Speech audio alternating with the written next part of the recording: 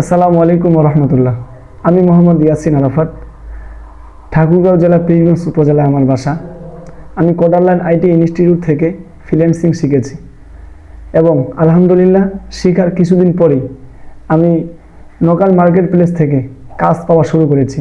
আলহামদুলিল্লাহ এখন পর্যন্ত আমি অনেকগুলো কাজ সম্পূর্ণ করেছি এবং হাতে অনেকগুলো কাজ এখন অবশিষ্ট আছে। তো আমি এখান থেকে স্বপ্ন দেখি আমার কেরিয়ারকে এখান থেকে ডেভেলপ করার। আমি স্বপ্ন দেখি এখান থেকে নিজের জীবনে কিছু করার।